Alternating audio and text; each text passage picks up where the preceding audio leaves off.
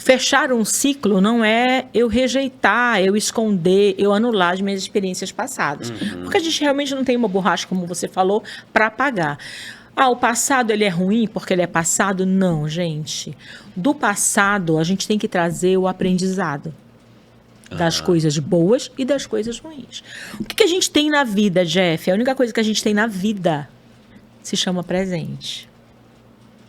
Você pode fazer planos, mas pode não dar certo. Você lembra que você contou tudo o que aconteceu, né? Contou a agenda toda, ok?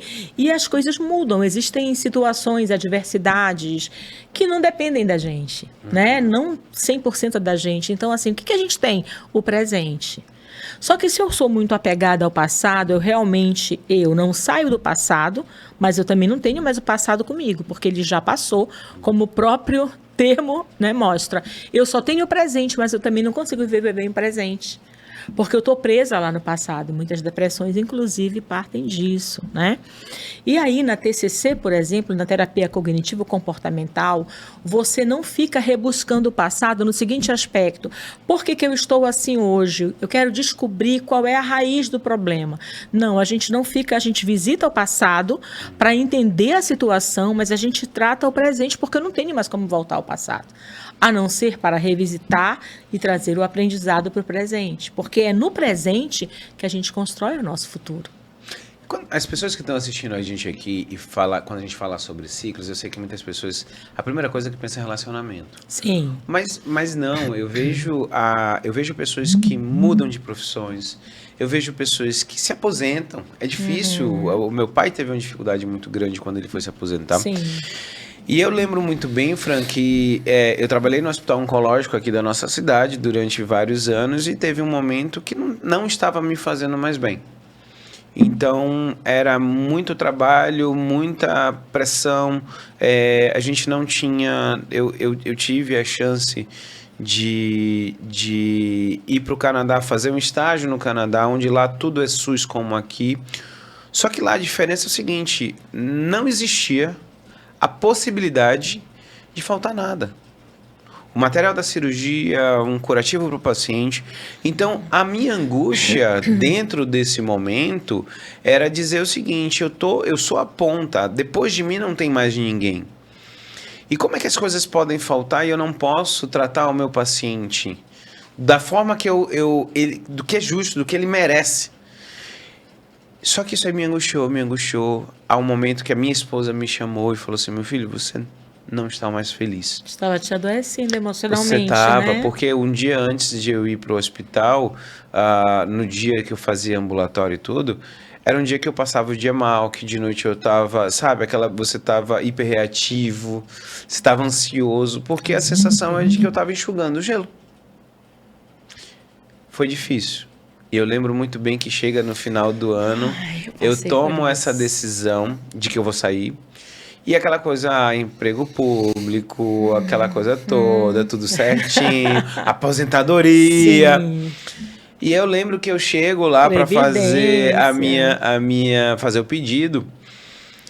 E aí tinha uma senhora lá, já uma senhorinha, que olhou para mim e falou assim, doutor, o senhor é a 5ª pessoa que vem aqui para pedir exoneração. O que aconteceram com vocês esse final de ano? Aí eu falei assim, olha, pelos outros eu não posso responder.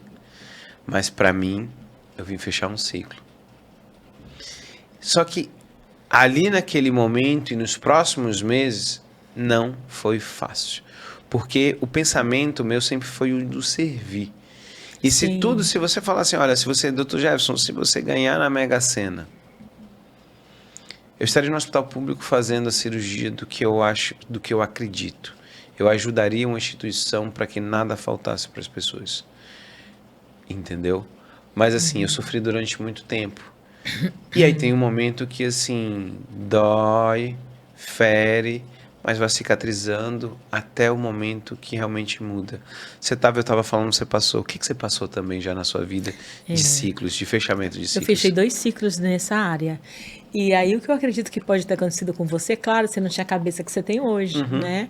Então, você talvez não tenha se preparado tanto, você realmente decidiu e foi. Eu me preparei 2 anos para encerrar um ciclo, né, profissional. E quando eu encerrei esse ciclo, que eu saí de verdade. Eu via colegas meus que saíam, mas ficavam, não, mas olha só como é que fulano está fazendo, eu fazia melhor. E no dia que eu saí mesmo. E as pessoas me ligavam, você viu tal coisa?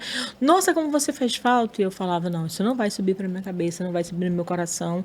Eu encerrei esse ciclo, eu encerrei. E que agora sejam felizes, né? Quem estiver na minha função e tudo mais. E aí, depois de um tempo, eu acabei voltando para uma assessoria de comunicação, porque a minha primeira formação é publicidade e propaganda, é comunicação social. E quando eu voltei para quando eu fechei essa assessoria, eu já havia fechado uma em São Paulo, e era muito rentável a de São Paulo e a daqui. E quando eu fechei a daqui, foi muito bom, financeiramente foi maravilhoso, mas me deixou meio assim acomodada, porque eu acabei não dando continuidade a alguns projetos.